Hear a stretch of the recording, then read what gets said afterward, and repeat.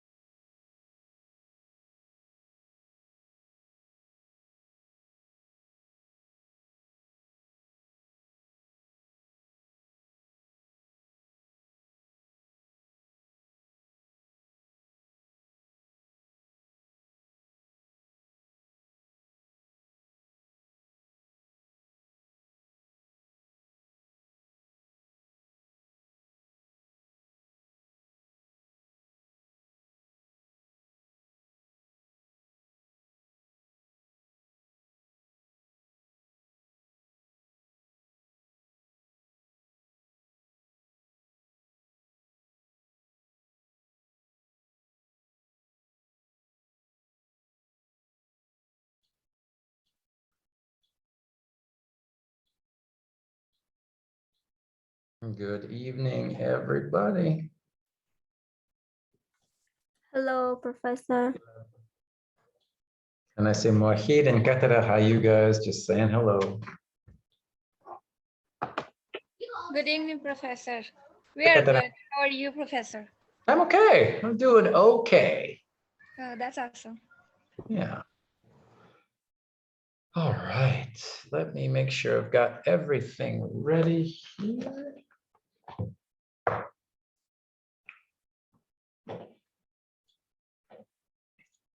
I'll get this opened up again.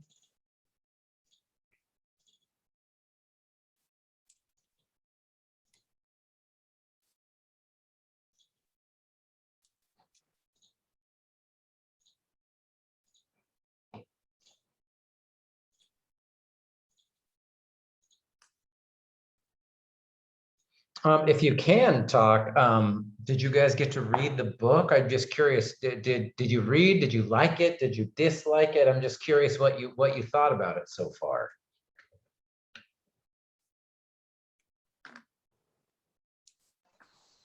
Yes, Professor. I read just two story. What'd you think? It's awesome. That was good. I Cool. think. I don't know. Good. No, Yeah, I'm the glad. first two story was interesting, but the third one, I just take one math class and they give me a lot of homework, so I Yeah, didn't have any more time to read the third one, and I will be read this week. no problem. We've got plenty of time. We've got plenty of time. I was just curious. Hi, Mina says hi to everybody. Hey, Mina. Hi, Professor. Nazi's here and Hi, Fawad Professor. is here. Hey, Fawad. And that's it. That's everybody so far. All right. Good. I'm glad you liked it. And I know it's you. We're getting to midterm for some classes, right? So I'm sure people are busy with other classes and stuff. So So busy as a bee. busy, busy bee. Yeah. Shogofa Sir. Hi, Shogofa. Hello, Professor. Good evening. Hi, Nazi.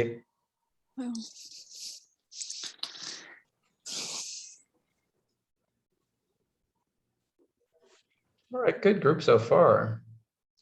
My students in my grammar class were a little tired today. Week six. Maybe they woke up from the left side in the morning. True, could be. On the left side of the bed. Yeah.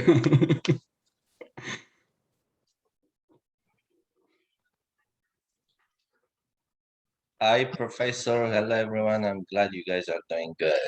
Yeah, good to see you, Mohit. How are you? Good. Thank you so much. Excellent. Excellent, excellent.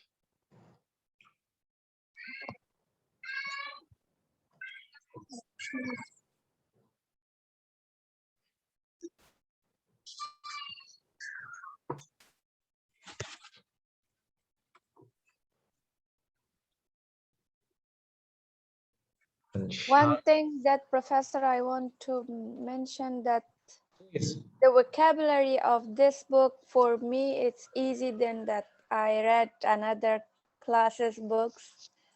Yeah, the vocabulary is so easy. Yeah, when I read for the first time, like I got the meaning of the story.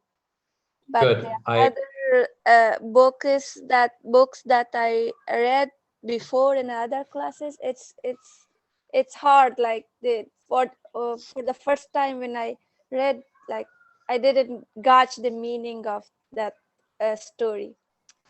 Good. Yeah.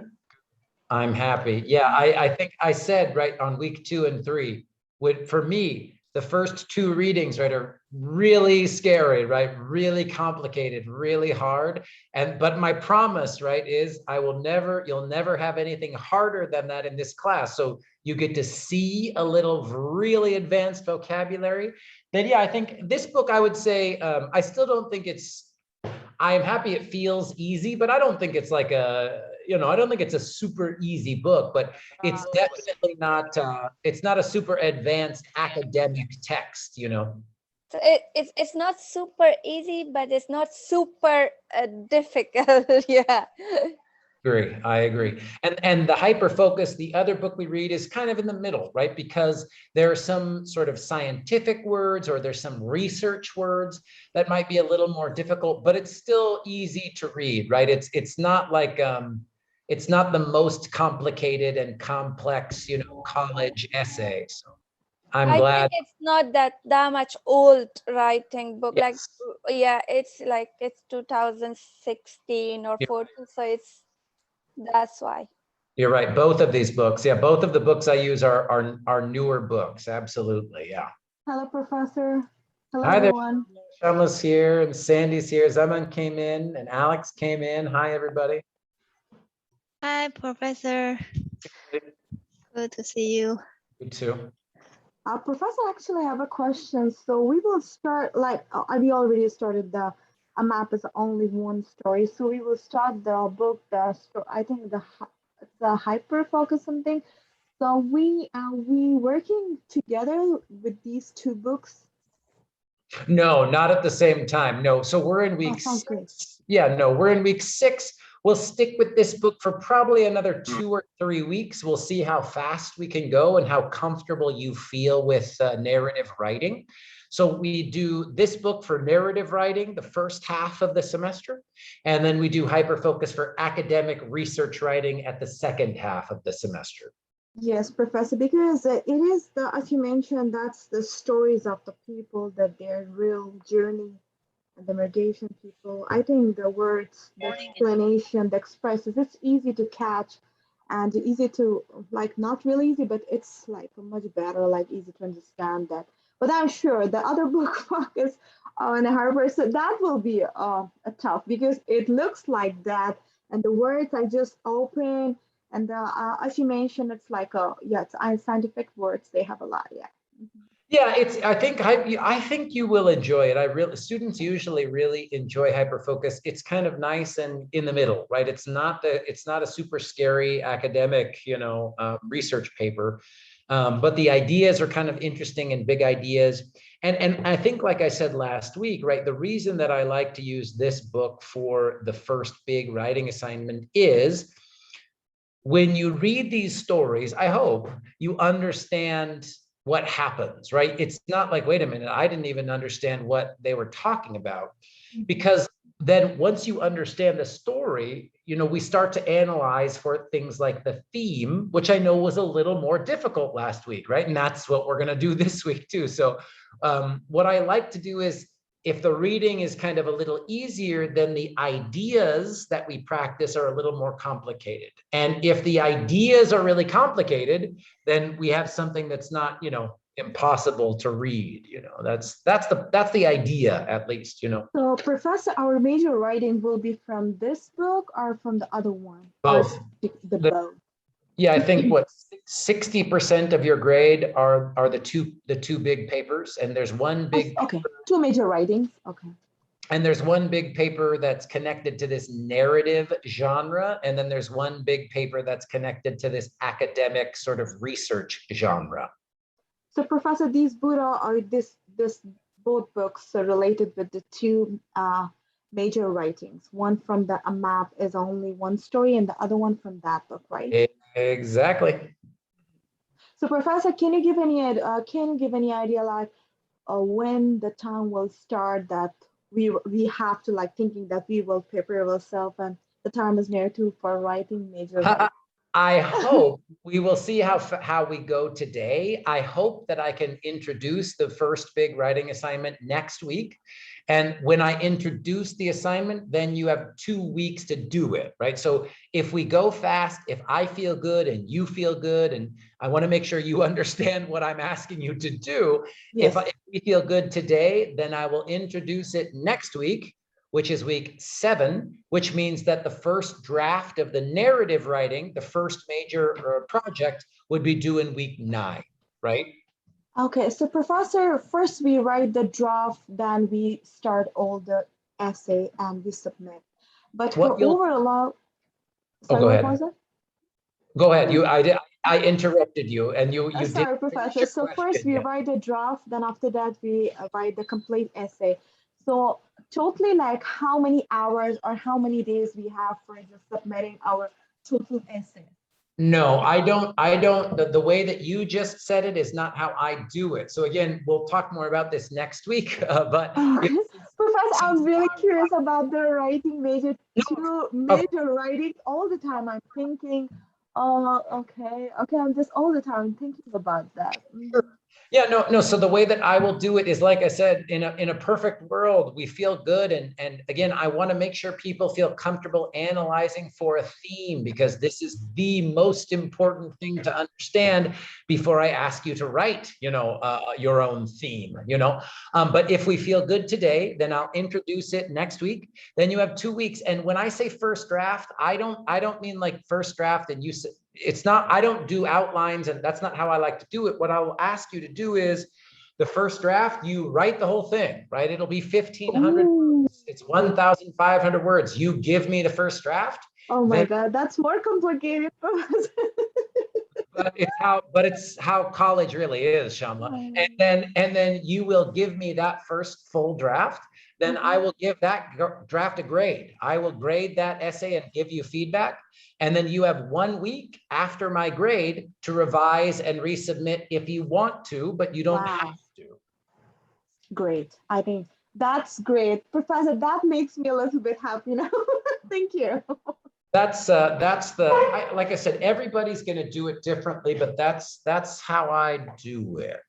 I think if we have a second chance, so that will be great. Yeah, I'm seeing Veronica and Vanessa and Hugh Lee and Circulim. They know how I do it, right? So you've got 2 weeks, then you give me everything, then I give you a grade. Then you've got 1 week to revise if you want a higher score. That's how we do it.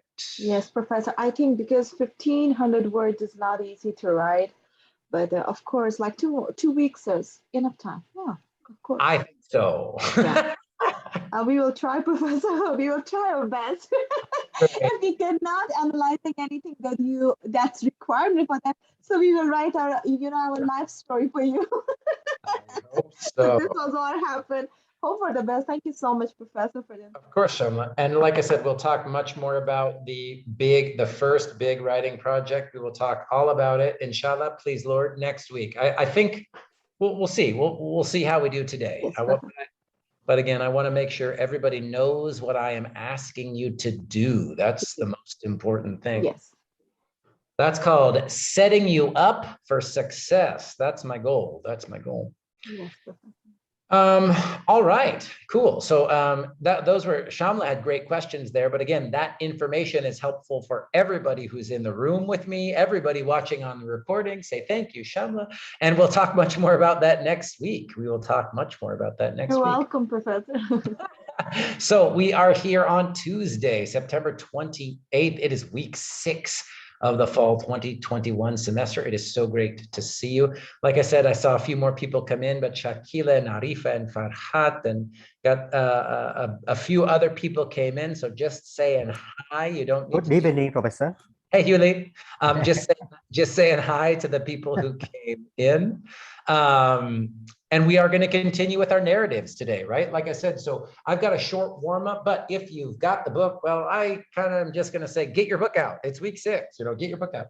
We will use it today, okay? But first, I've got a short warm up activity for you.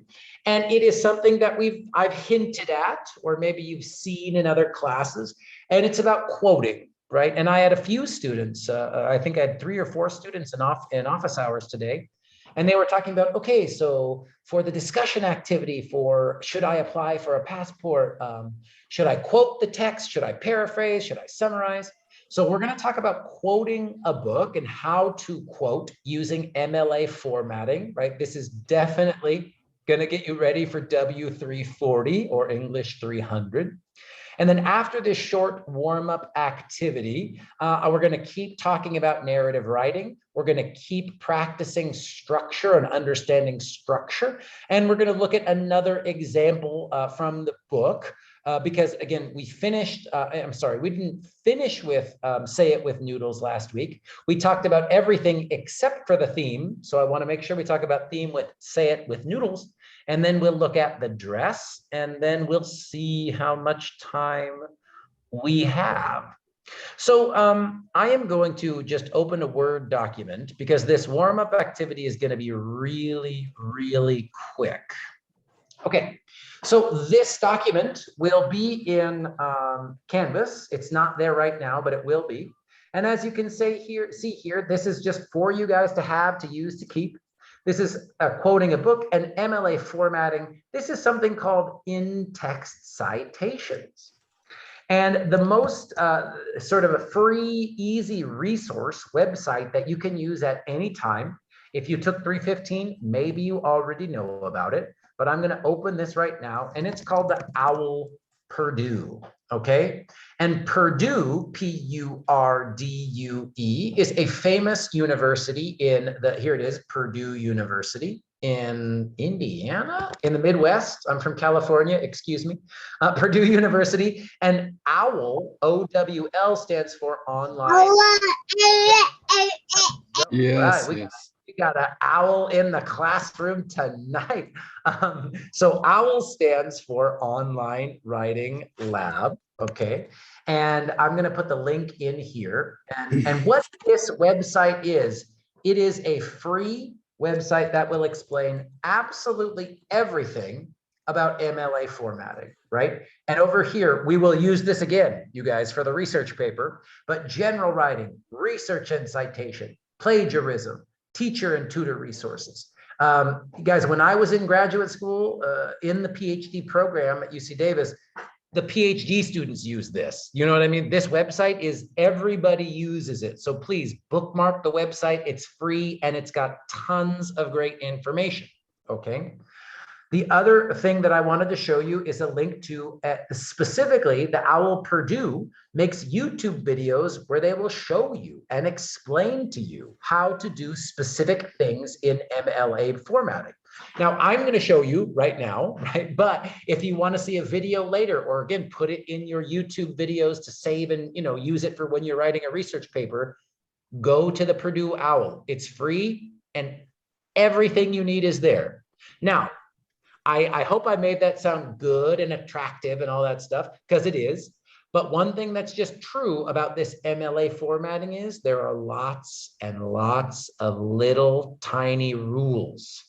And that can be frustrating sometimes, and that can be difficult, but you can learn them. And there's sort of a website that'll show you how everything goes. And I wanted to just briefly explain. An in-text citation, and let me get rid of the link here, remove the link, excuse me. Link. Where did my remove the link go? I swear that I know how to delete this.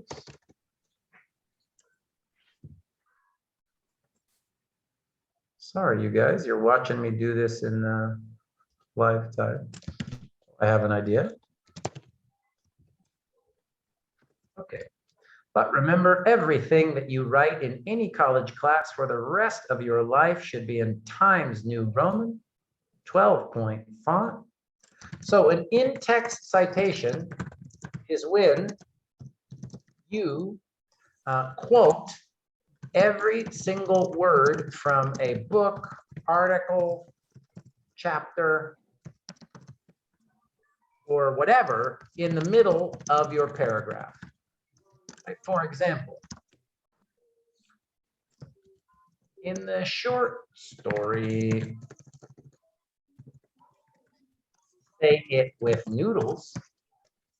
And here's another little MLA tip, you guys. Titles, book titles and titles of stories, we put in italics. So that's these letters that go side to side, right? So book titles, stories, chapters, we put them in italics. And then we will go and look up the author's name, right? And again, MLA formatting is always the last name. So in this case, it's Xing Yin Kur. Kur, not the first name, right? Not Xing, just the last name. Writes about her experience cooking food for her family. Now, can someone, I'm just going to pick a page at random here, and actually it's the page we're going to look at for our discussion of theme here. So let's say that we wanted to talk about some of the words that she uses in this story, right? She says, I have a complicated relationship with food. If I claim food as one of my languages, I have to acknowledge that you can say many things with a language. Now, I'm just going to tell you guys, we're going to talk about why, but this page is all about the theme or the deeper meaning of this story from last week. Remember last week when Mahid was like, I don't know what's going on with this story. Is there even a deeper meaning? What's going on? There is. We'll talk about it tonight. But I think on this page, she really explains, okay, right? If she says, if I say food is a language, which is already a kind of interesting idea, right? Not everybody is going to agree with that. But she's sort of saying for her, food is a language. I have to acknowledge that you can say many things with a language. So we could say something like, she argues that food is a language. And now, if we wanted to quote this, and I'm going to zoom in, and this is in text citation, guys, we can introduce the quote with your own words, right? She argues, she says, she claims, she, that list of reporting verbs that we talked about, I think in week 3, you will see it again. She argues that food is a language. Then we can just use our regular comma, like we're writing our sentence, and then we have our quotation marks, okay? And the quotation marks, again, is hold down Shift. It's the button right next to enter on your keyboard. You all probably already know this, but just in case, Shift and open your quotation. And that's like your signal to the reader. Hey, I'm going to tell you the exact word for word from the text from this author and this story, right? And then we can go to the text, right? So if I claim food as one of my languages, I have to acknowledge that you can say many things with a language. Let's say you want to quote this, right? This is kind of a big idea, a big argument in the text. So she argues that food is a language and that you can say many things with a language. Right now, that's the whole quote, that you can say many things with a language, right? That you can say many things with a language. This is word for word quoting from the story. Now, once you do this, this is where the MLA citation comes in, parentheses, okay? And by the way, space, right here, you guys? Space, space, space, space. So it's quotation mark, end quotation mark, space, open parentheses, that's called, then the author's last name again, and then the page number. Now, this is a little tricky. We don't have exact page numbers, but you still have to figure out how to do this, right? And that's why I wanted to show you this example. If we look at our books, right? If we look at A Map is Only One Story, this, her story begins on page, this is page 120 in the book, right? The title page. This is 120. So if we continue, we can just count from there, right? 120, this is 121, 122, 23, 24, 25, 26, 27, 28, 29, and 30. So this is page 130. We just do a space after her name, 130, close the parentheses. And here's the thing that most students, especially if you studied British English, it makes them want to be sick. The period goes after the parentheses here, okay? Now, again, I'm not arguing that this is the best way. It looks pretty. I'm not saying anything about my opinion about MLA formatting. I am just telling you it is your job to use MLA formatting for any essay that you use at ARC. And that when your teacher says in text citations, when your teacher says quote the book, what your teacher means is this. You start with the quote, the quotation marks.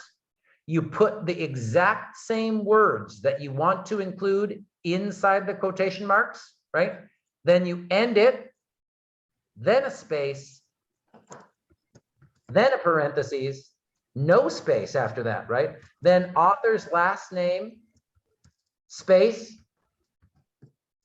page number, close parentheses, and then end your quotation. This, my friends, is MLA in text citation. This is it. And you're going to practice it a little bit this semester, but I'll tell you this, I don't want you to feel like, oh my God, I should memorize this right now. You're going to have to practice it 10 times, 20 times, 30 times, 40 times. You're going to get to do it for the rest of your college university. If you get a bachelor's degree, you're going to have to do it 20 times every semester, right?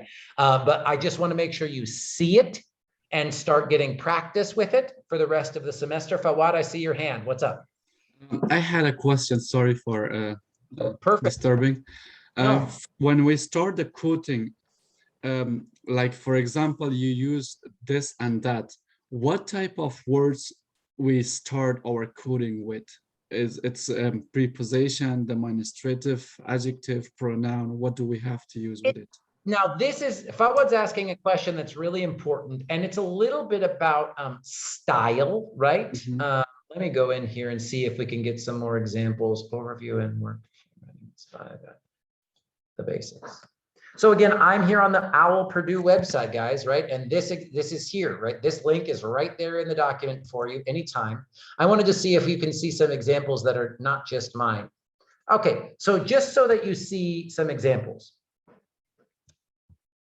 This is from the OWL Purdue website. You can do this in lots of different ways, Fawad. That's what's so hard, okay? So before I talk about Fawad's question, remember the thing that you must do is quotation marks, and notice, no, just a space before the quote, no comma, no period, no dash, no nothing, right? Just some kind of word. That was Fawad's question, right? What word before? But before we talk about that, space, quotation marks, your quote, quotation marks, space, parentheses with the author's last name and the page number. That is what we're talking about, never changes. Now, where you start your quote, which is Fawad's great question, is harder because that's kind of like the art, right? The quotation marks and the parentheses, that's the science. That's a clear answer here. But for example, you could say, Wordsworth stated that romantic poetry was marked by a, quote, spontaneous overflow of powerful feelings. Here, the author's name is in the beginning of the sentence and they just put the page number. But notice in this one, Fawad, romantic poetry is characterized by the, quote, spontaneous overflow of powerful feelings, and then the author's name, just like we see it in my example. So what kind of word do you use to introduce the quote? It's going to change, and it's a little bit about author's preference and author's style. And that's why I'm introducing this to you now so that you get some practice with it, right? So in our discussion activity, when I'm going to go to student view here, in our discussion activity, when I say,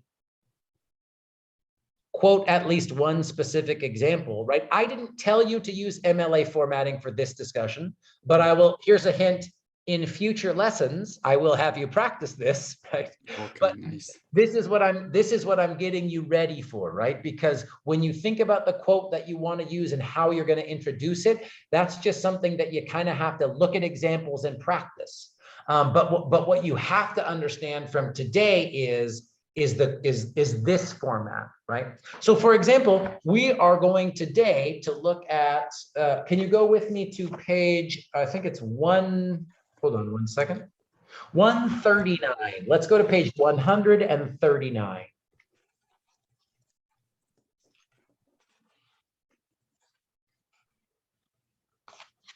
So right away, again, if we're looking at page 139, remember the dress is the title. So we could say, in the short story,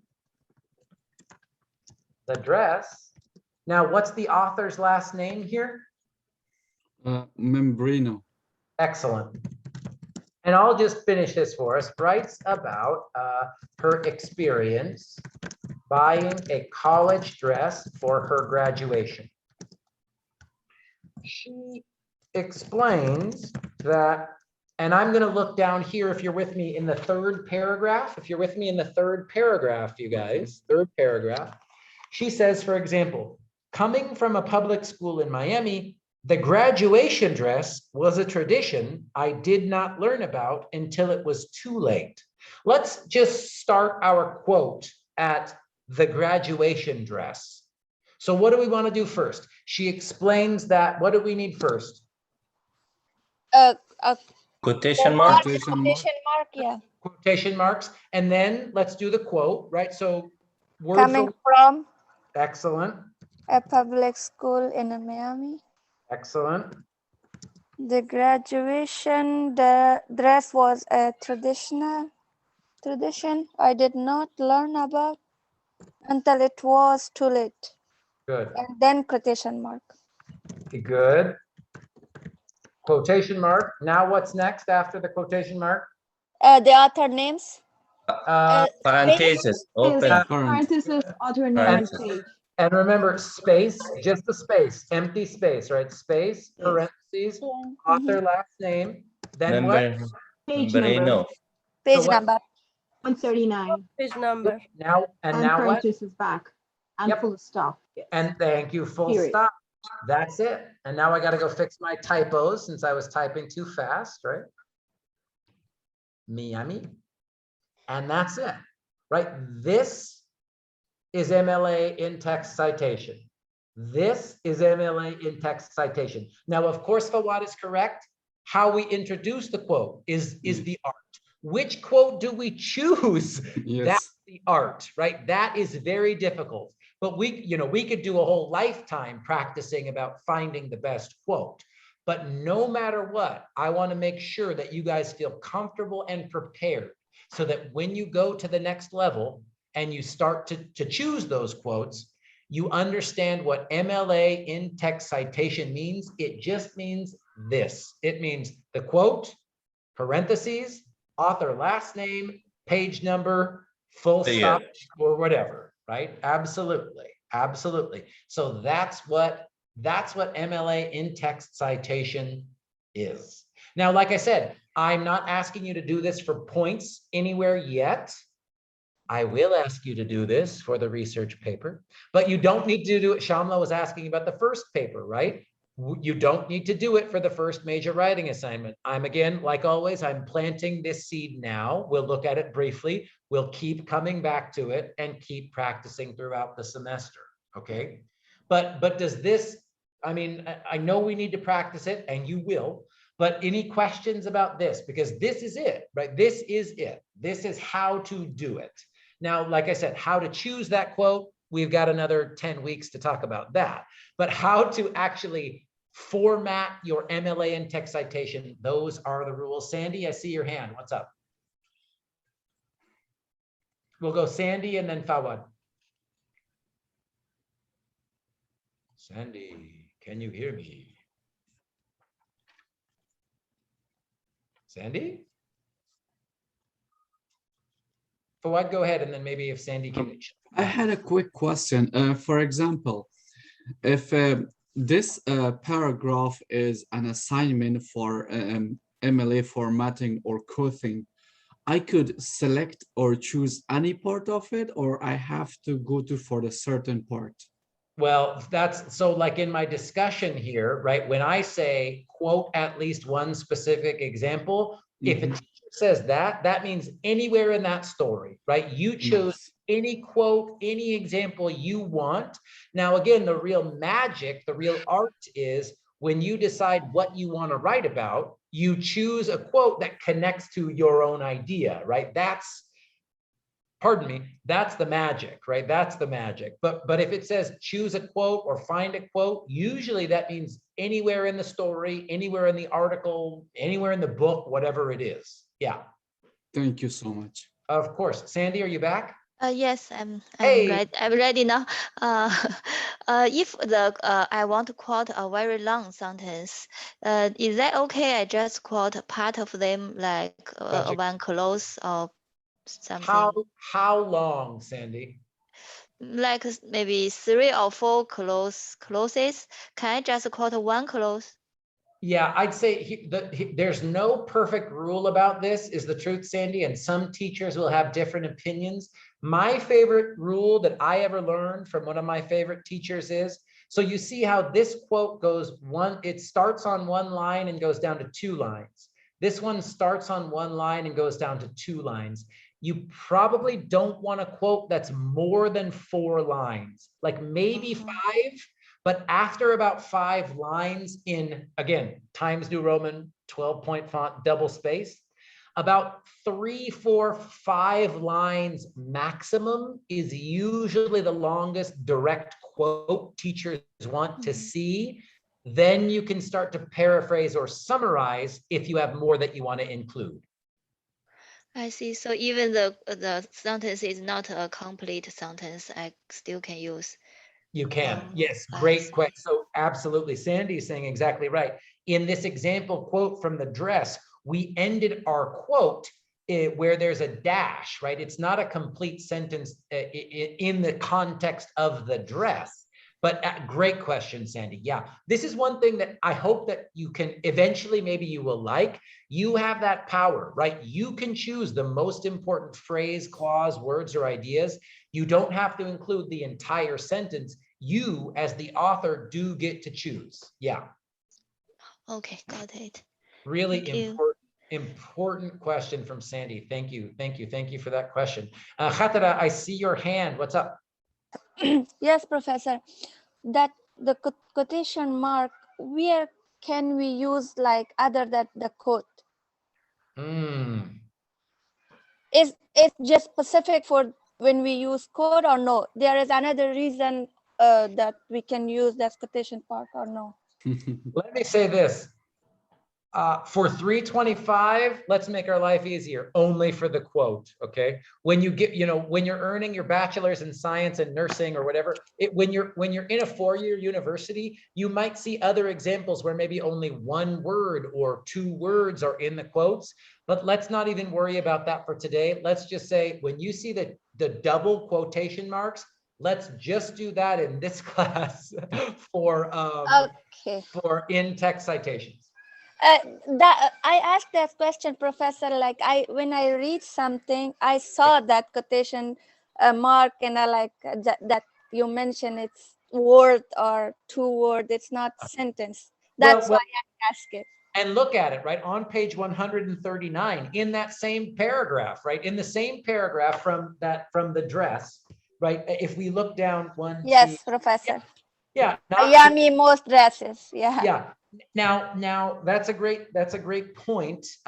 But usually if an author's doing that, it's almost like saying a proper noun, right? It's almost like emphasizing a proper noun. But again, that Katara is stylistic. That is about style and not about mechanics or formatting, right? In this class, I want to make sure I teach you the formatting, the mechanics, the rules, because in your transfer level courses, these mechanics of how you quote, how you use MLA formatting, it's really important. It's really important. Gotcha, Professor. Thank you. Yeah. It's a little bit boring. It's a little bit tedious, but it is important. It is important. Other questions about this MLA in-text citation formatting example? You'll see it again. So, Shamla, yes.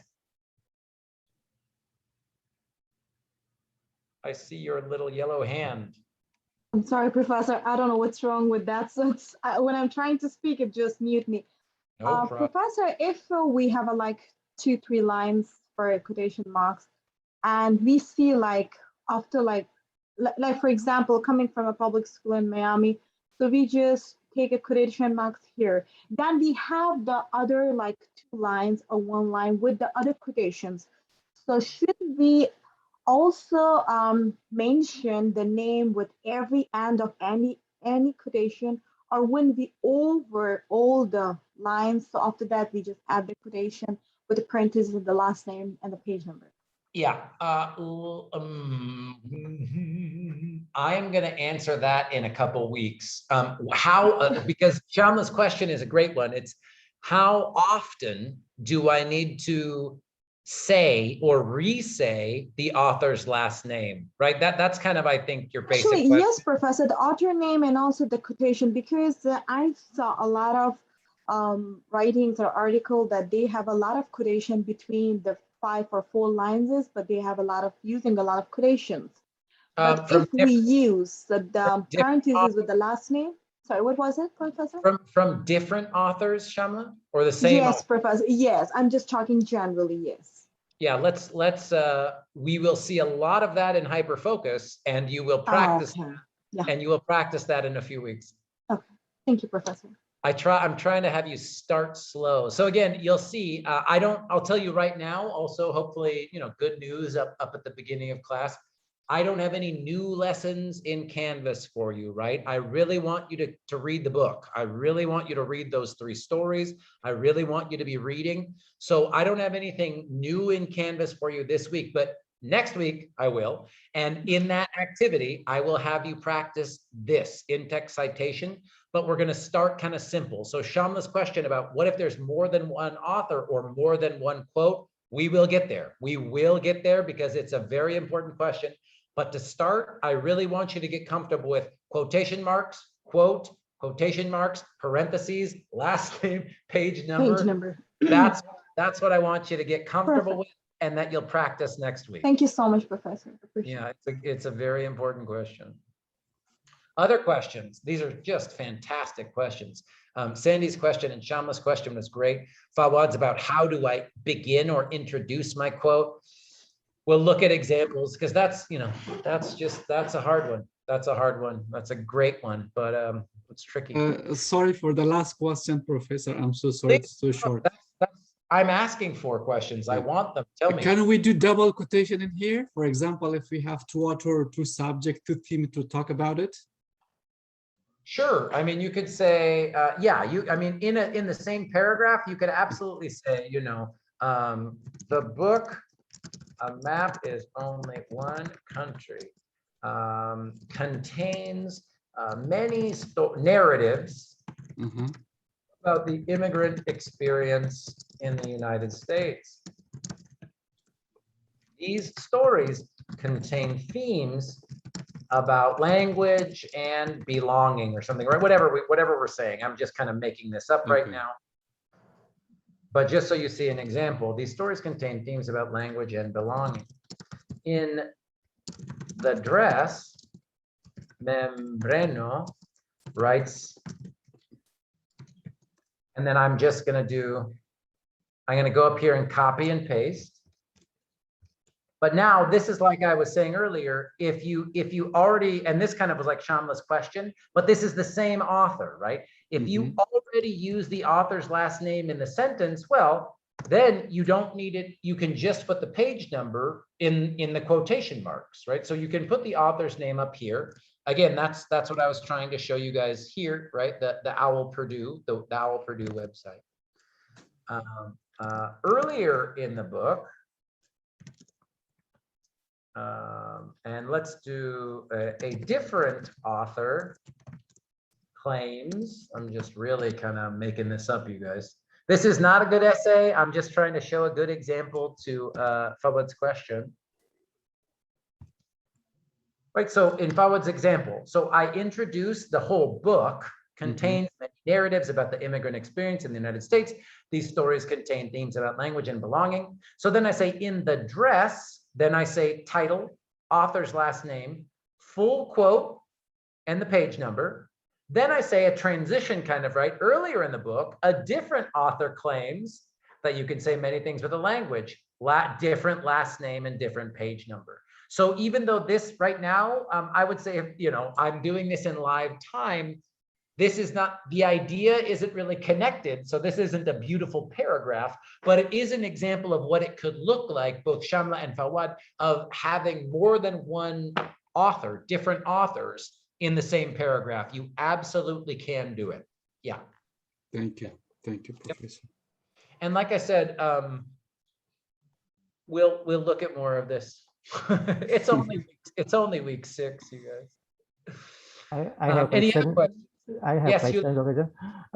In text citation, we use simple present because it looks like indirect report. So indirect report, we use the simple past because we report again. So we use look like simple past. But here I see we look like paraphrase in indirect. Yeah, we use simple present. Yeah, Huli is asking a very important question, and I'm just going to type my answer so that you guys have it in this document. And oh God, you guys are too smart. Okay, Huli's amazing question. Which verb tense do we use for our reporting verbs in academic writing? And the answer is simple past or simple present. And here's the true answer. I'm not trying to cheat, is ask your professor, because this is one of those things that every professor will have a different preference. I swear to God, you guys, I have studied APA formatting, Harvard formatting, Chicago formatting, MLA formatting. There's all these different formatting styles. And each one will say, oh, like Hughley was saying, always use the simple past. But then you'll go to a nursing class or a psychology class, and that professor wants the simple present for whatever reason. And I wish I could tell you, like, only use one and you'll be safe. But the truth is, different teachers have different styles. That's why for me, I'll ask you, Hughley, which one do you want to use, feels more comfortable to you? Simple past or simple present? Simple present is much easier. In Because this simple past, yeah. We do simple past, we can transfer. Yeah, and all those irregular verbs. In this class, Hughley, use the simple present. In my class, what I want is choose one and then be consistent. That's for me the most important thing. But every teacher is going to have this. So honest to God, when you go to a new class, a transfer level class, ask the teacher before the first assignment, which verb tense do you want this in? And I'll say, the science, usually in science classes, engineering classes, well, papers in an engineering class, maybe you won't write a paper, but most science classes prefer the past tense. Most humanities classes, so English, the arts, education, they want simple present.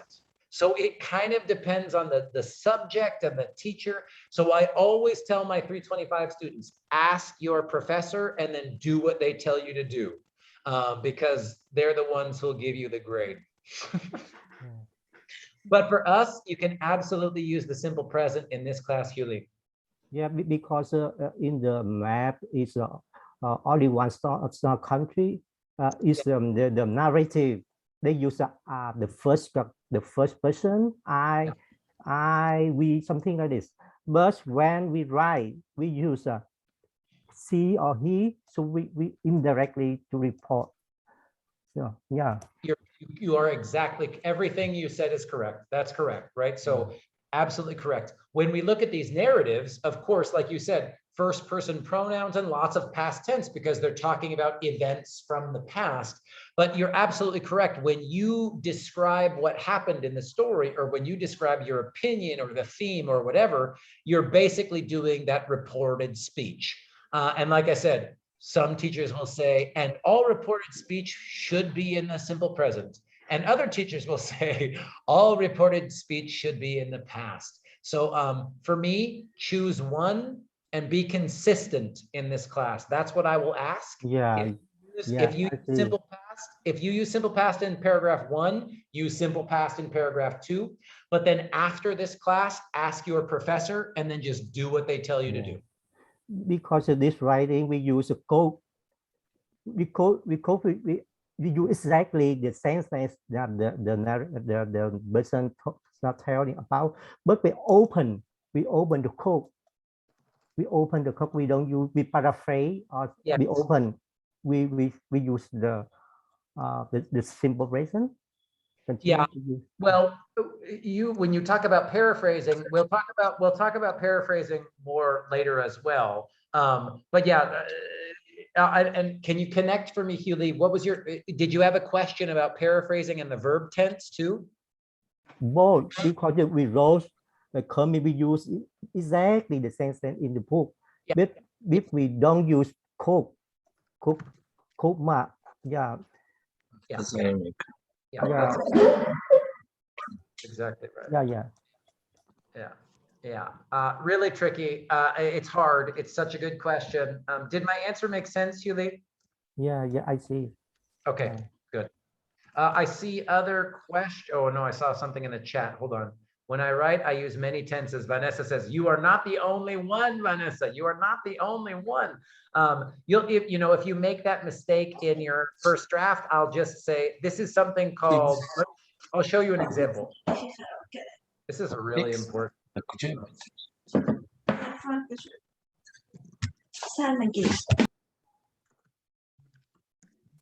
I'm just going to have a really weird example here, Vanessa, to show you.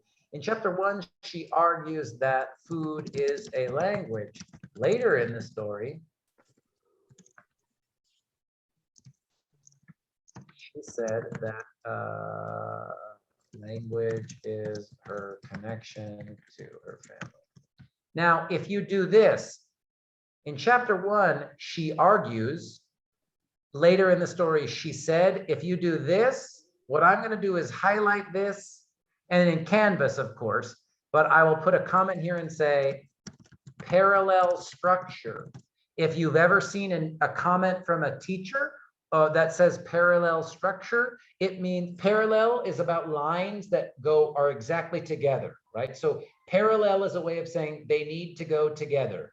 So when a teacher says parallel structure, it means keep your verb tenses the same. Because if you've got simple present and simple past, they bump into each other. But if you keep them the same, you've got something called parallel structure. I'll put a link. If you Google parallel structure, there's tons of videos, and this is a really important idea, but because this isn't really a grammar class, we don't have too much time. But let me at least find one good YouTube video about parallel structure, because that's it. When Vanessa says that in the chat, that's exactly what she's talking about. I use different verb tenses all the time. You are not the only one. Oh yeah, Khan Academy is pretty darn good. Yeah. Right? I heard some people say, yeah, right? Yes, it's me. I think Khan Academy is pretty good. I'll put this link in the document as well here.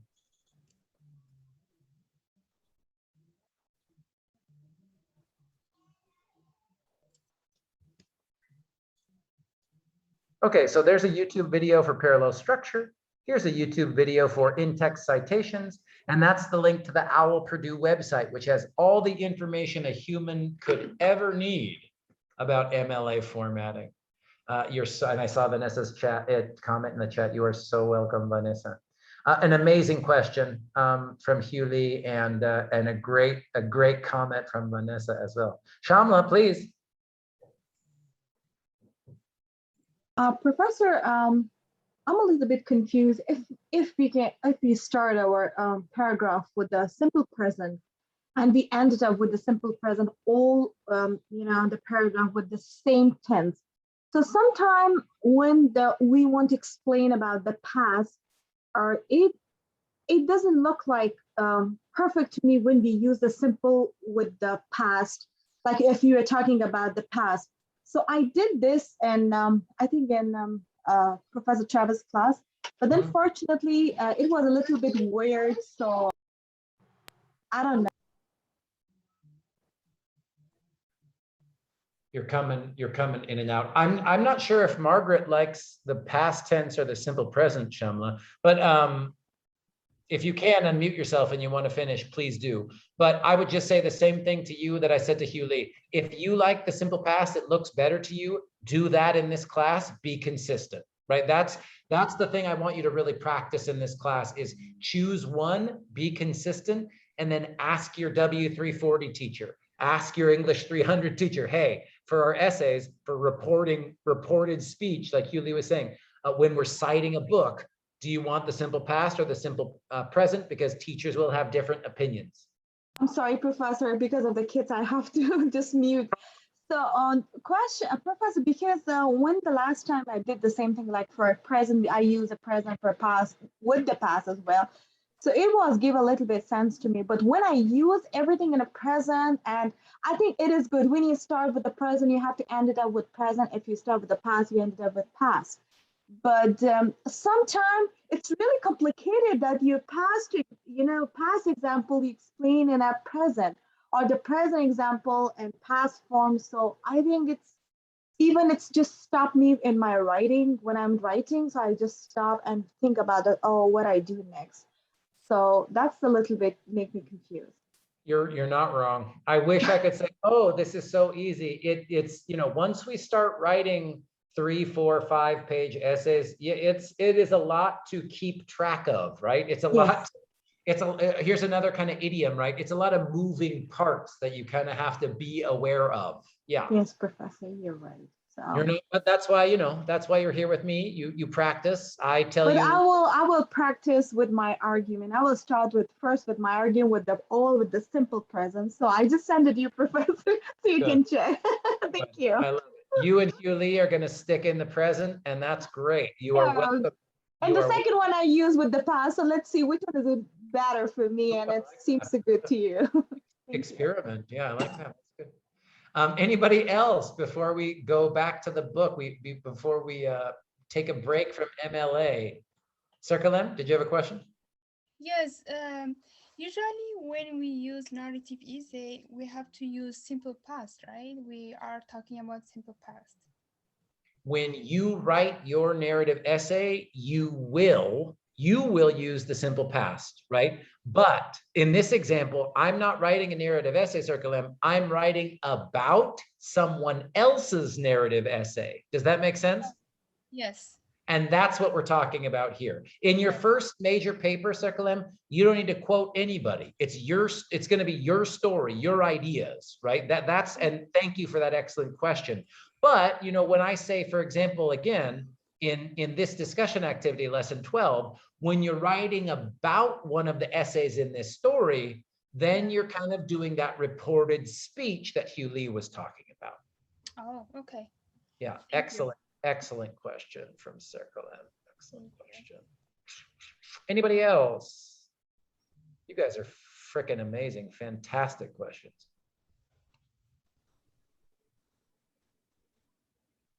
I'm tired after all that grammar, though.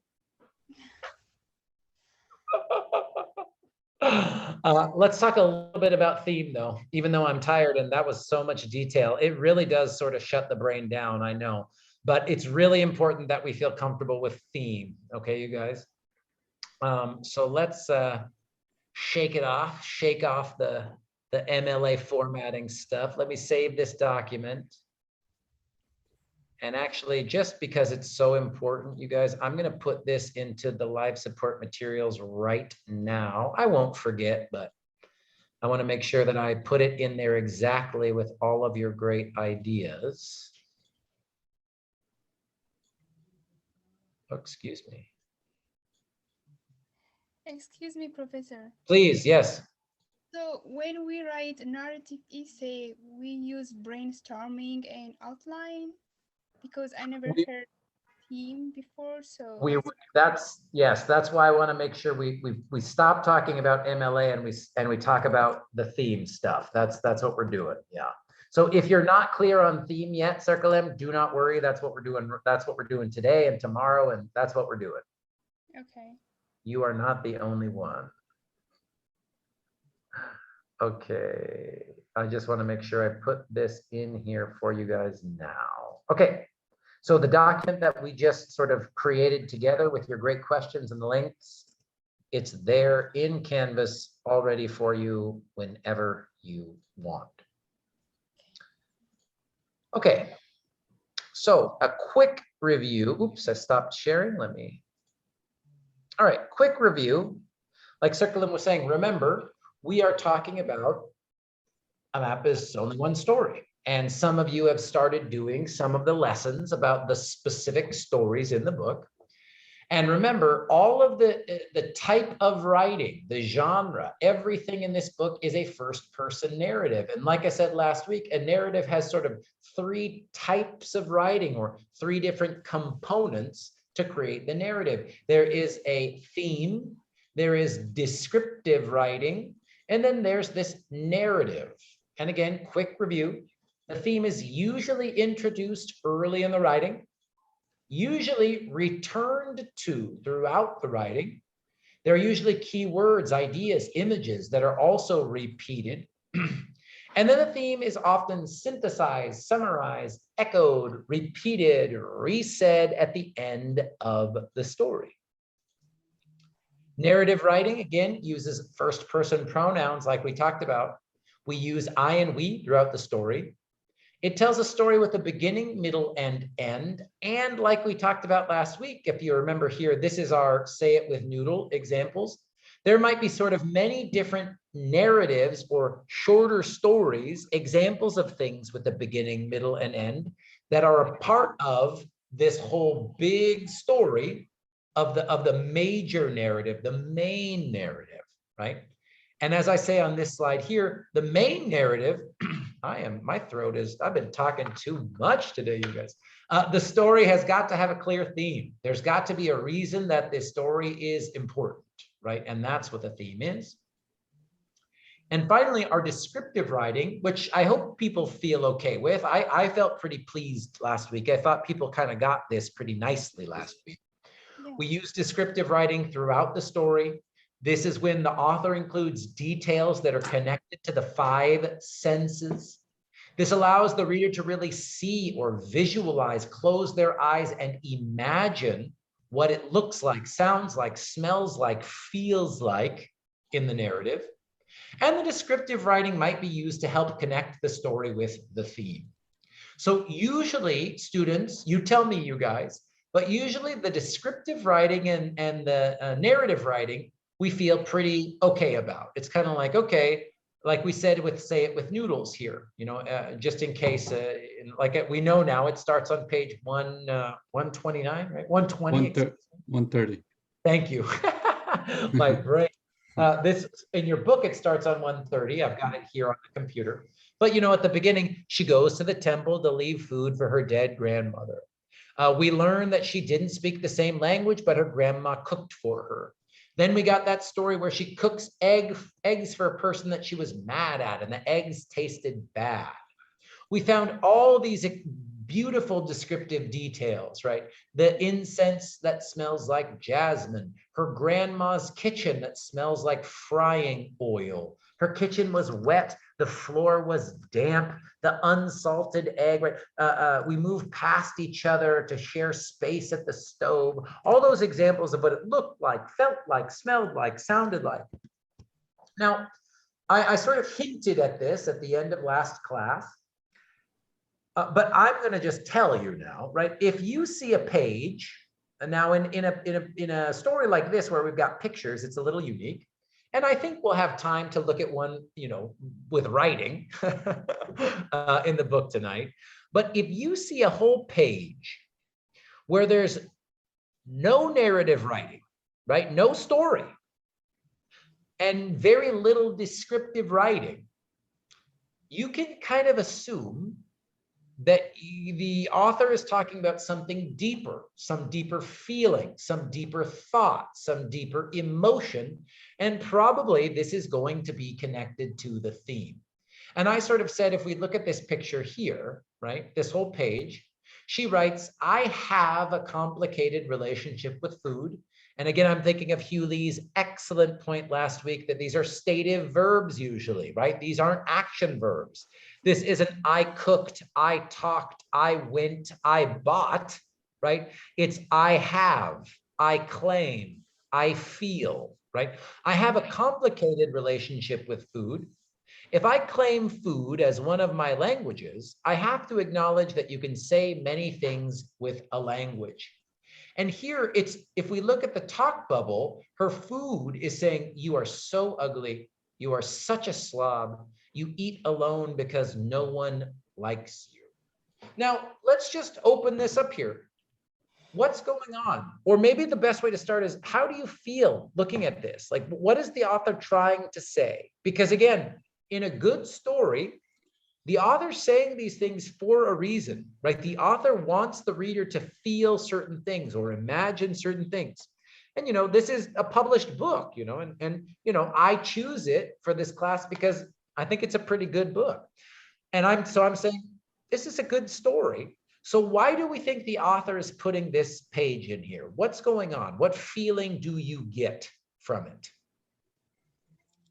It actually describes the deepest explanation or her ideas in this picture, you know. Nice, nice. Fawad, the word I really like there is explaining. So almost the author is finally sort of, again, there's no sentence that says, I'm talking about food because, Yes. but there is this feeling of an explanation, Fawad. Yes. I like that. Good. Anybody else? How does this page make you feel? What do you think is going on? What I else do we think, want? Professor, it shows, I think this is something really true with everyone, almost with everyone, that if you love someone or if you like someone, but you cannot understand their language, so you make something good to bring to them. So it shows that you like them or you respect them.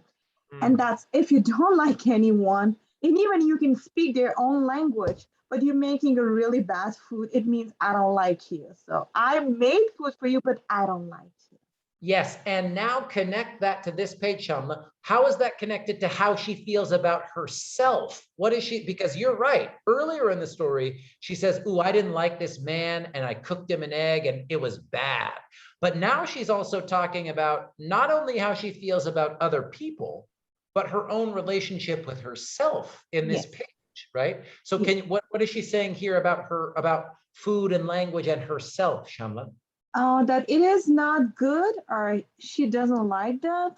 So because the words that she used, it looks like that, but I'm not sure if it is or not like this. You're getting there. Does someone want to help Shamla? Shamla's Actually expressing her inner feelings, you know.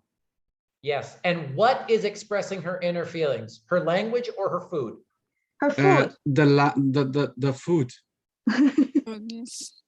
And not just the food that she cooks for other people, right? But like she says here, the food that she cooks, and now I'm going to back up a page, right? Because here, this page is a little bit of narrative, right? But now, like I said in this slide, you guys, you start to see how all of these things really are connected, right? The story should be connected to the theme if it's a good story.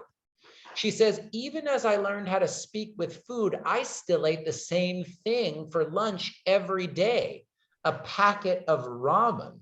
I justified it as a cheap meal, but that was not true. The truth was, I did not feel worthy of my own care.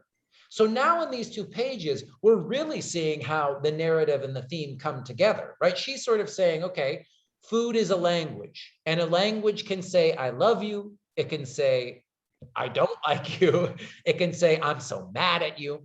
And if food is a language, then the food that we cook for ourselves, the food that, at least the food that she cooks for herself, told her something about how she felt about her own self. Right? Self, yes. And notice here, she says, what was her meal that she ate every day for lunch? It's a noodles ramens. Right. And in this picture, what is, she's on a bed of what? Noodles. Exactly right. She's tired with this food. Exactly right. Exactly right. Right. Now, again, this story is a little bit unique because we've got pictures, we've got some other things that we're trying to figure out. Give more sense, Professor. With the pictures, we can analyze deeper and we can understand. I think I like to use this one to teach the theme because the pictures really help you with the narrative, right? Yes. You don't have to think, wait a minute, what's going on? Where is she? Who is she talking to? Right? We understand kind of what's going on in the story, and then we can sort of try to get that again, that deeper level about the theme and why it matters, right? So let's keep going. If people have questions, we'll have plenty of time to talk. But let's finish here because it seems like this makes sense, right? So, okay, this idea that food and family, food and language, food and emotions go together, but also, wow, okay, if it's about how I feel about other people, then what does it mean if I'm cooking cheap food or unhealthy food for myself? You know, what am I saying to myself? And she continues, right? I wish I could articulate better how I learned to speak love to myself. But I know some of it is this, right? And now is like Sham was saying, now it is a little easier. We don't even have to read. She's making dumplings, I think, right? This isn't ramen, right? What is she making here? This isn't a packet of ramen, right? This looks like an egg, or she's peeling something. I'm not sure exactly, right? But something. I think it's a egg, Professor. She's peeling. Yeah. Yes. She's cracking an egg or a hard-boiled egg, or yeah, she's got something. It's not ramen, right? It's not ramen. And then she says, I can find peace in ritual. And here she is, right? Again, making something, measuring something, water. If I cannot love myself with nourishment, I can love myself with labor. And now again, when she says this word labor, it's connected to this, the chopping, right? It's not even really, maybe it's not just about the food. She's not cooking beautiful, perfect food, but she's working hard, right? She's in the kitchen. She's using her knife. She's doing labor in the kitchen. I can find peace in my stack of small ceramic prep bowls, gifted from dear ones and acquired from my travels. Onions make me cry and it feels good.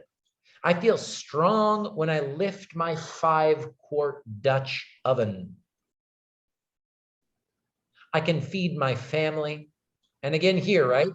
Rice, not noodles. I'm so happy I can feed my family. My mother made this bowl. I made this bowl. It's okay if I don't want to eat it. It's still worth making something beautiful. I have forgotten how to speak 2 languages, but I have learned this one. Now, again, there's some deep stuff. So she's forgotten how to speak 2 languages. Does anybody get, what are the 2 languages that she forgot? Do we know? I think her grandmother's language. I was going to say, good. I was going to say, it's probably Mandarin or Kitchen language. Southeast Asia, but maybe we're not sure if it's Chinese or not. But it's, I think you're right, Shamla and Sandy. I think it's about grandma, definitely, right? And here's, it says, grandma spoke 3 languages, right? I think that's what she says too. Good. So she has forgotten how to speak 2 languages, but she has learned this one. So when she says that she has learned this language, what is she talking about there? About food. Hello. Yeah. Cooking the food. Food. And Making food. Good. And Zohra says food. And making food that angry food or happy food? Happy food. And yeah, I was going to say angry food or loving food. And guys, Loving food, Professor. I agree. I totally agree. And guys, that's the theme. That's it. Love. Right? Loving food. Finally, we got it. Well, I mean, and it's not, and we can't say that there's only one. If I say what's the theme, like you could say, okay, it's about food and love, but I mean, like this is the reason that at this, I love teaching this level, you guys. Everyone in this class, your language is strong enough. And of course, everyone in this class is very intelligent, but now your language skills are sort of as strong as your ideas, as your thinking skills, you know, and we can start to talk about things that are a little bit more complicated, because this is not the 5-paragraph essay. There's not one perfect thesis statement where the author says, this is the one sentence, right? It's almost like a feeling. And this theme, it kind of goes in and out through the whole story, right? Because she talks about food and language up here on the very first page, right? She talks about visiting her grandmother's ashes. And then the picture on the second page of the story is my grandmother and I didn't speak the same language. And then she introduces cooking, right? And then by the end of the story, we get to, well, I still don't speak this same language, but we understand, right? The theme for her is this connection between, food and family and love and language. And there's a lot of interesting and complicated ideas in there. So if you wanted to say, you know, the theme is loving food, that's okay, that's fine. But you see how it's even a little bit more complicated than just one word or one sentence, I hope. You know what I'm saying? Yes. Or did I scare you away? No, we're We're really enjoying your listening. Shamma. Yes, Professor. Yeah, I think it is, Professor, that you say that's correctly. We can. It's not easy, but it is makes sense for me. Just if we just say the one word in a team, Yeah. or like in the two, I think when we go very deeply and we understand, so we can just suddenly find out that this is the team for that. Because Yeah. at some point we think, okay, probably there is a more like in a sentence the theme, but I think the main words are like a language, family, food, love, and hate. So this is Right. I mean, and again, we could say this different ways, you know, the like connection between language, food, and feelings. if Yeah, this is perfect, Professor, too. Mhm. yeah, I think we have 32 students in this class. And if I asked you to write a sentence about this theme, I might have 32 different sentences, right? But hopefully, all of those sentences would say something about food and language and family and, you know, it's that, right? This isn't just a story about, hey, I went to visit my dead grandma, right? No, there's something deeper happening, right? Like that's the thing that I want to make sure we understand, right? Does that make sense? Yes, Professor. I think the last sentence it represents the three themes that you already mentioned: language, family, food, or love. The last one, the connection between family, love, and food. So all included. So it's perfect. And Yes, even exactly right, Shamla. And even here on the last page, we see the word family, mother, right? yes, father, All of, grandmother, yes, food, and remember, love, hate. and exactly like I said on this slide about the theme, remember, usually the theme has key words, key ideas, images that are repeated over and over again. I'll just also say, for example, if you started to read A Map of Lost Things, she begins that story by talking about the fish, the salmon, right? And the salmon Yes, keep coming up in the story. So yes, if you see this, if you see a certain word, a certain image, a certain feeling keep coming back, this is kind of like a big hint in this type of writing. Ooh, ooh, ooh. There's some deeper meaning going on. You know what I'm yes, saying? yes, Professor, you're right. Yeah. Other questions about Say It With Noodles, because we're going to practice with one other story tonight. We do have time to do this. I want to make sure. But any other questions about Say It With Noodles? No, and we have time. If you do have questions, please stop and ask. I would love to answer your questions. Sorry, I'm just turning off that. Okay, there we go. All right, then let's do one more. What I would like to do is I'm just going to ask you to open your book to page 139, like we looked at for our MLA citation example. And I think that the way I want to do this is this isn't exactly like a reading strategy, you guys, but what I am going to do is I'm just going to read through this story out loud. It's the shortest story in the book. I'm going to read it out loud for us. And my suggestion for the reading strategy is, as I am reading, as you listen to me read, and as you're following along, I suggest you follow along in the book with me. Get a pencil, see if you see any key words, see if you find any words or ideas or images that repeat, right? And maybe if you wanted to try another annotation, right? Maybe put a line or circle words that are descriptive words, things that are about touch and sight and feel and smell. Maybe underline the theme words. I mean, however you annotate things. But while you're reading and listening to me, I would love for you to be looking for examples of descriptive writing and maybe where you start to see the theme. Okay? Does this make sense what I'm asking you to do? Yes, it makes sense. Thank you so much. Thank you. All right, so everybody I think is muted. So just go ahead and mute yourself because it's going to be my voice for a while, forgive me. But again, follow along with me in live time.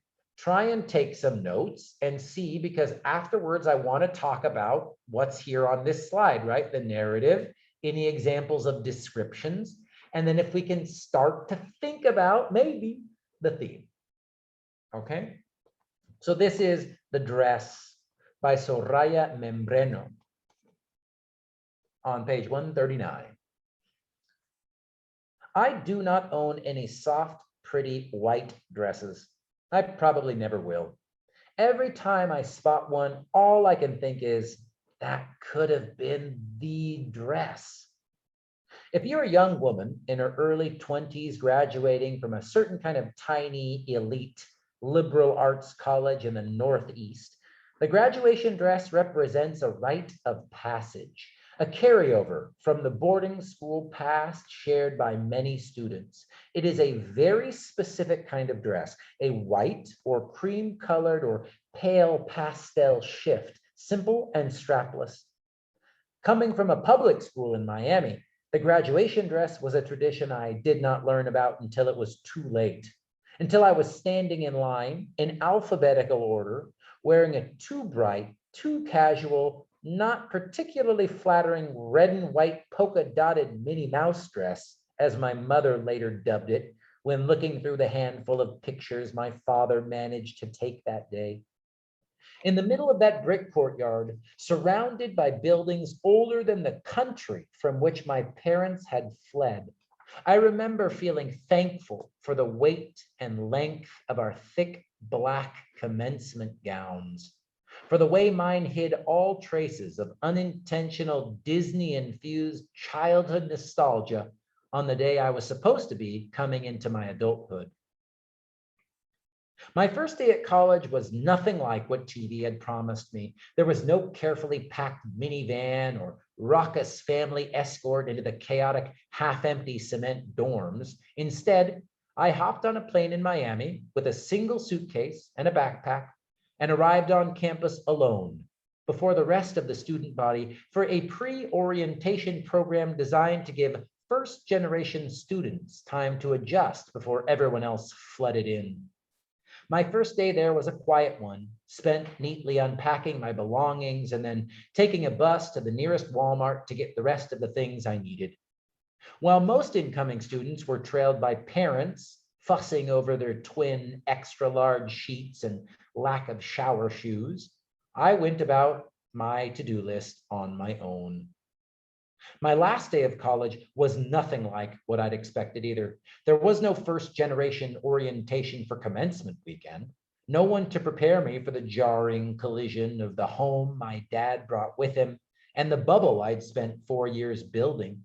No instructions for the day I learned suddenly and grotesquely that the American ideal of upward mobility is a solo mission. In a way, it came as a relief to me when the weekend was pitched to us as a time for friends rather than family.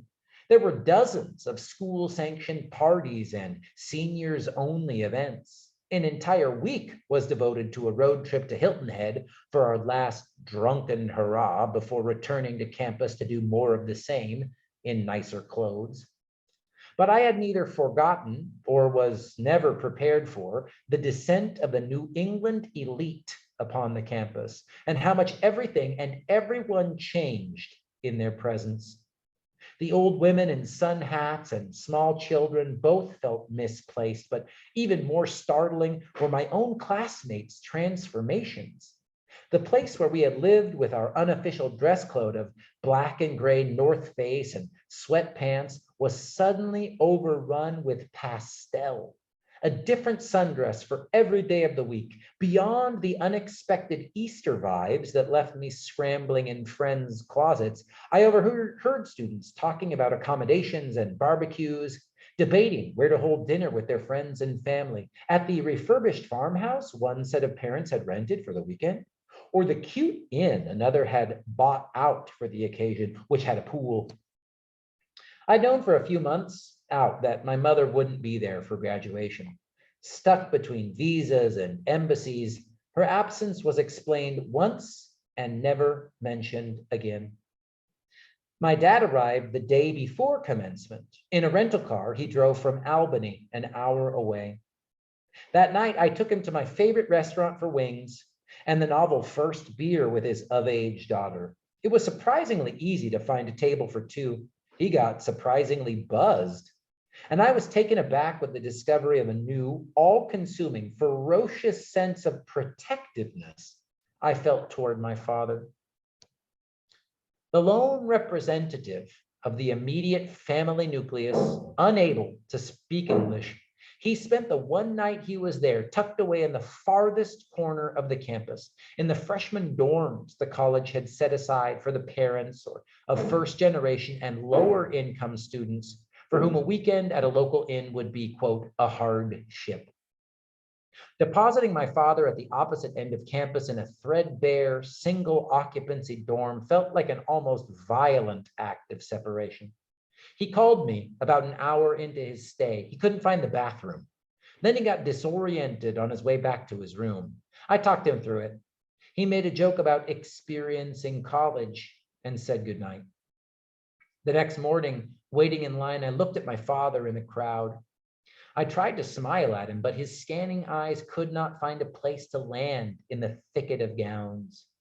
In a suit jacket that hung too loosely from weight he'd lost too quickly, he wandered this unfamiliar place with just a camera for company, mostly taking pictures of trees and the old brick row houses.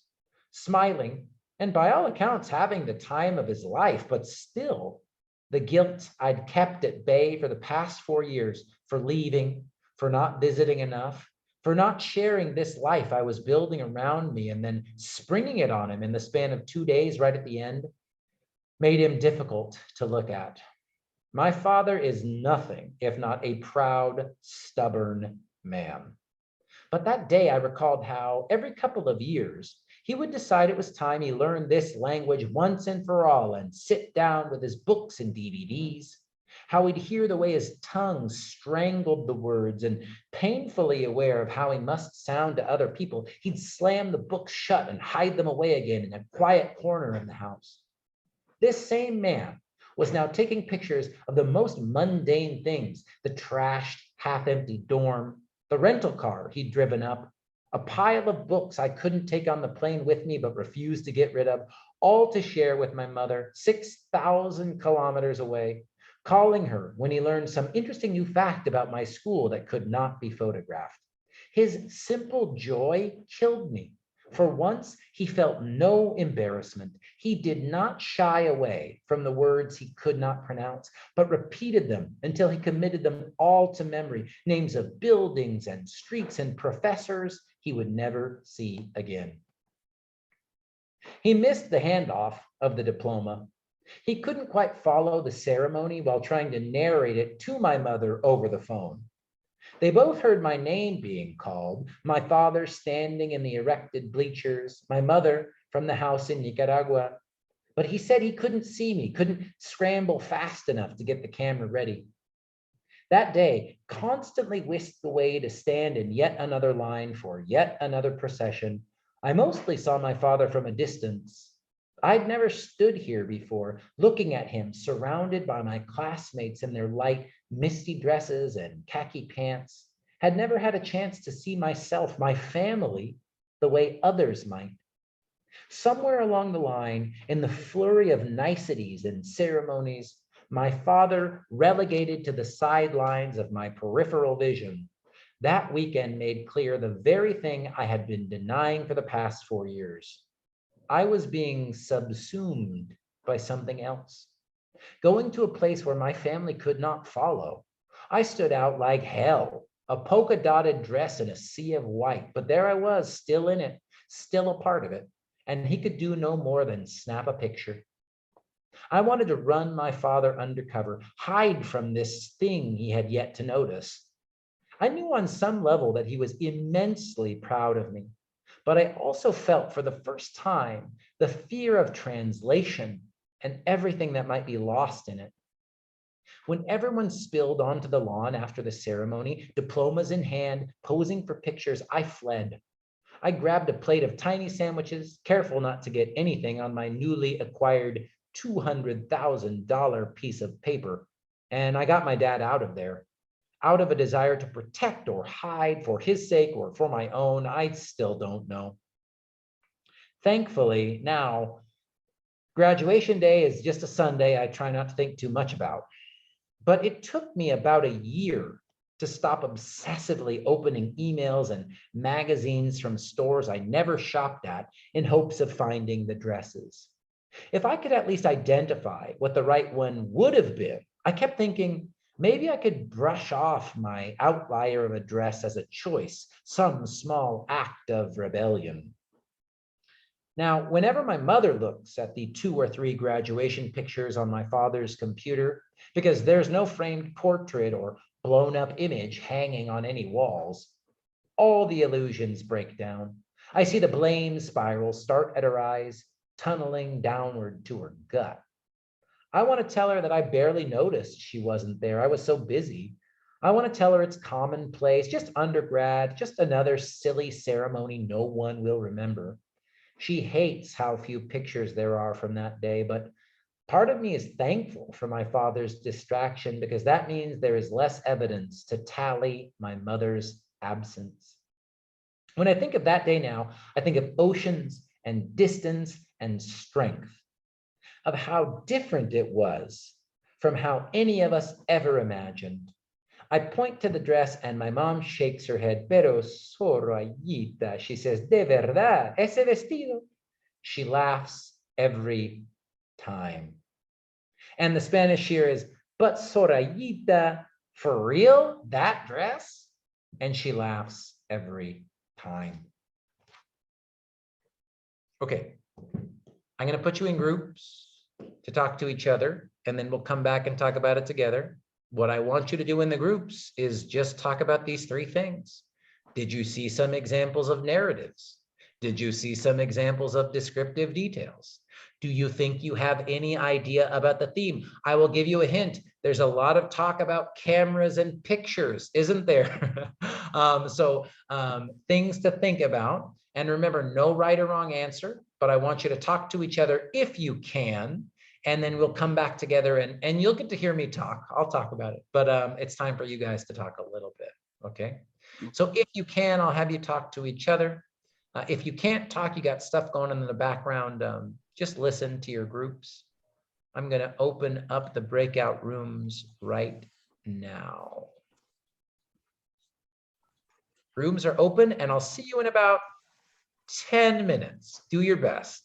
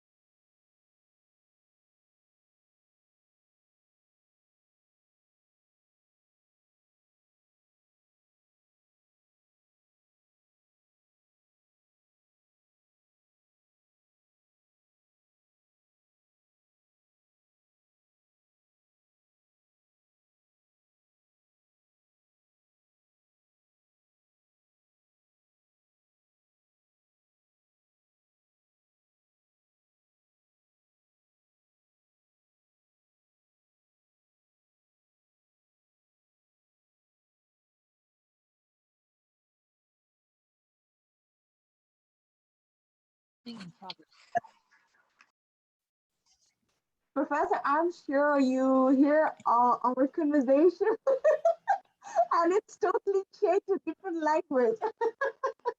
What happened? Professor, we just communicate little in English. First, we practice what we what we read in this one. Then we go to the different section of discussion with our own language. So I'm sorry for that, but it was I don't hear something anything. just I suddenly never happened. I never hear anything that you guys talk about in the breakout rooms Really? unless I'm there with you. And Just remember, about the relation, the culture, and the differences between the cultures, the religion, the beliefs. That's it. but remember reading strategy 1, right? Where I said read and then write in whatever language you want. The research is very clear. If you read in a second or third or fourth language, and then even if you speak about it or write about it in your first language, you will still remember what you read better. So talking about the story that you read in English in Dari is beautiful. That is not a problem. That is Thank not you, a problem. Professor. We discussed our discussion in English. Then suddenly you went to the different topic with a different language.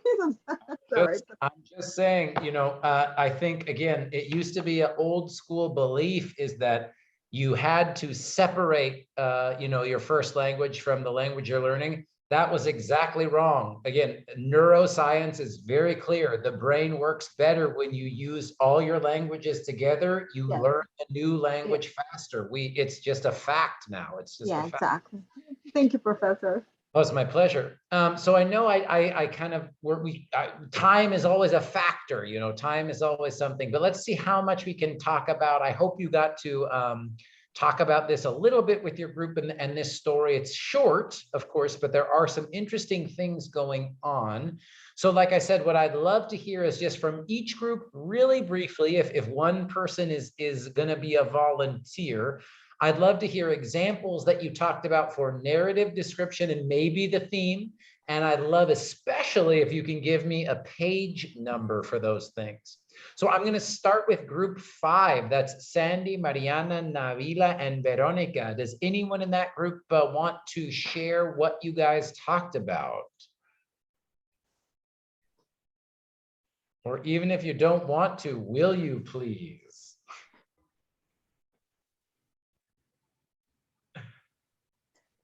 So we're getting tired. Sandy? Let me try. Sure. I think the author talk about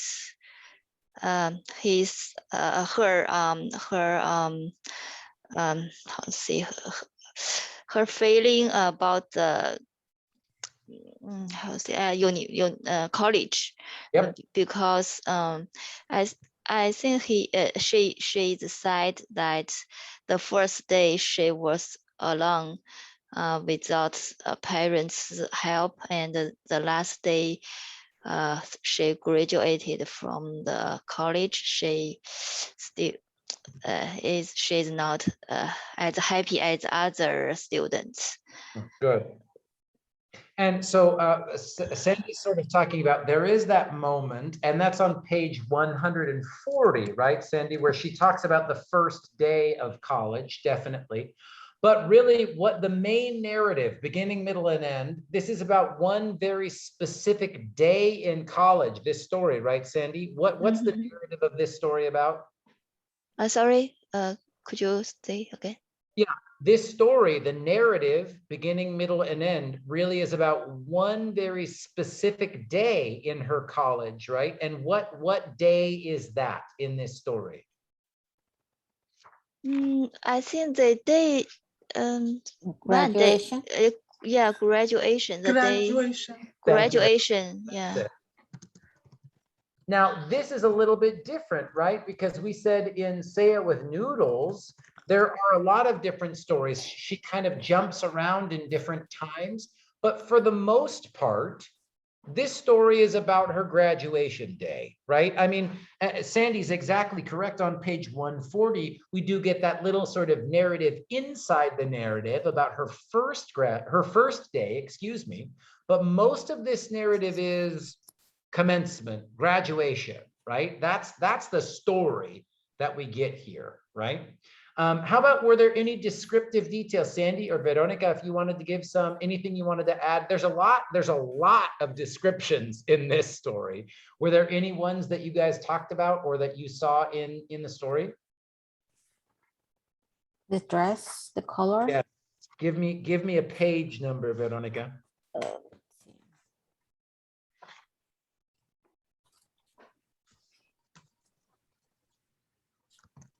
140, second paragraph. Yep. Yes. It's that whole starting with where too bright, too casual, not flattering, red and white polka dot, that whole thing. Yeah. Yeah, too bright. This is all descriptive detail, right? This is literally the author describing to the reader what her graduation dress looked like. Too bright, too casual, not particularly flattering, red and white polka dotted Minnie Mouse dress, as her mother calls it, right? Her mom's the one who called it Minnie Mouse dress. Absolutely. So here's an example again, as we start to think about this in-text citation, right? How do we support our ideas and our arguments? We always have to go back to the text. So here's an example of, she's describing the graduation dress. Absolutely, Veronica, I totally agree. Thank you, Sandy. Thank you, Veronica. How about room 4? I'm going fast just because we're almost out of time. Hugh Lee, Nazi, or Nilab, do you want to give us anything about, how about a description? Did you find any descriptive details in this story?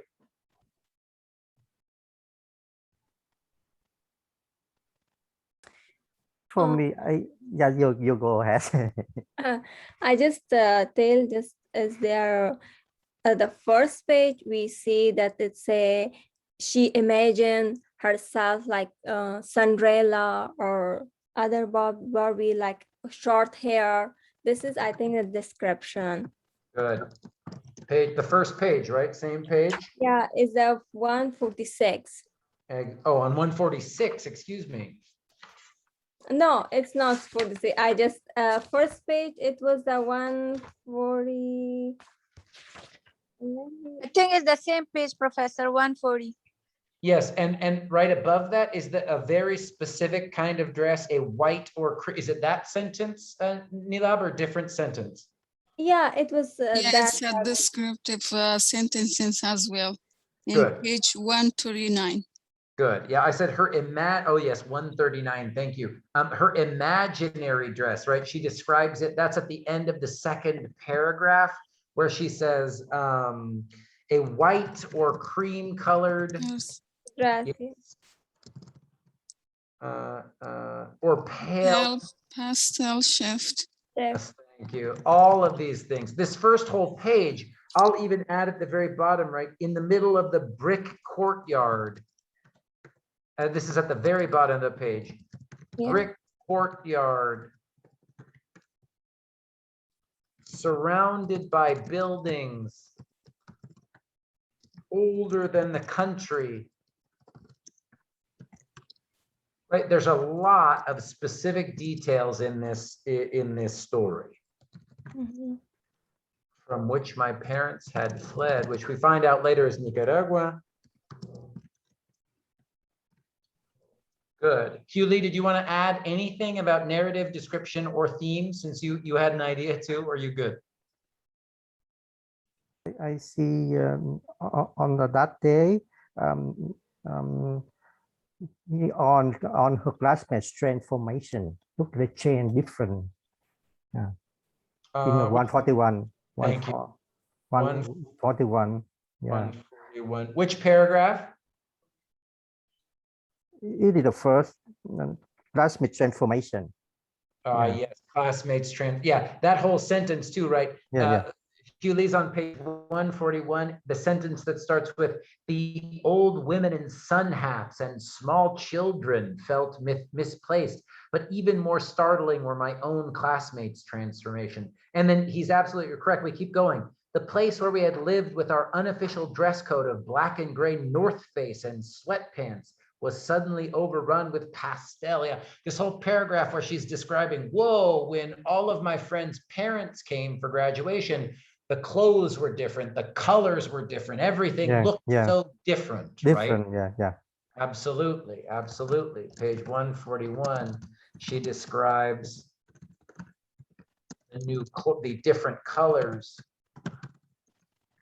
clothes, when her friends' parents arrived for graduation. Good.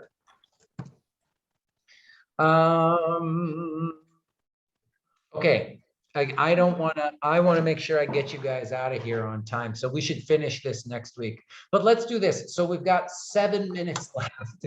How about I open it up to anybody who wants to share now? Did you think about the theme a little bit? Because usually the theme is the most difficult. Does anybody want to leave us with an idea about the theme before we will come back to this next week. Okay, you guys? But anybody have an idea? Yes, the theme was about her expectation on the first day of the college. Okay, if I was talking about expectations, interesting word. I like that. Good. And also the favorite clothes. Clothes, yeah. Again, we could say, remember, words that repeat and symbols Dress. that I think graduation dress, the graduation, the camera, the family. Graduation, family, camera, and photos, right? How about, Professor, different between two cultures? Yes. Now we're talking about cultures, absolutely, and differences. That's like Hugh Lee was emphasizing that word too, right? When the parents come, everything looks different or feels different. Cultural difference. Good. What else? Anybody else we can just put on the list? Again, we'll talk about this in much more detail next week. Anybody else? The parties. Yeah, the parties are, I think the parties to me, Fawad, is like more of an example of description. I think the parties are a detail, and then we could talk about sort of how those details, the party, the descriptive details about the party, how that connects to some of the theme. But I do think that's an important part of the story. Absolutely. Anybody else? The tradition dress. Ooh, tradition. Good. And ceremony. It's almost like what I hear in so many of you guys are talking about is, you know, this story is a good one that I like to talk about at the beginning too, because the name of it is The Dress, right? So it's just like in Say It With Noodles. This story is called The Dress, and there's a lot of important information about the dress, but of course it's about much more than just the dress, right? Also the rental car. We could say rental car. This is the theme. No, rental car is definitely not a theme, Fawad. That would be more like description or details. The rental car, yeah, not quite. So just to go back to this, what does the dress represent? What's the deeper meaning? What is this story actually about? And I think for so many of you guys were saying, right? Okay, yeah. So the dress is kind of about ceremony, tradition, family, graduation. Right? Graduation could be one of these key words that gets repeated. We could even sort of start to talk about. Professor, I think she has a problem choosing clothes like me, because I have the same problem with what to wear, because tomorrow I have ceremony for citizenship. Congratulations. And do you feel like what? Do you feel like you have to do you need like an American kind of, do you know what I'm, because that is kind of what this story is about, right? She doesn't really have an American style dress, right? She's got sort of she's got a different type of dress. And do you have that same, like you were saying, could you connect to this idea, Baran? Yes, I have idea.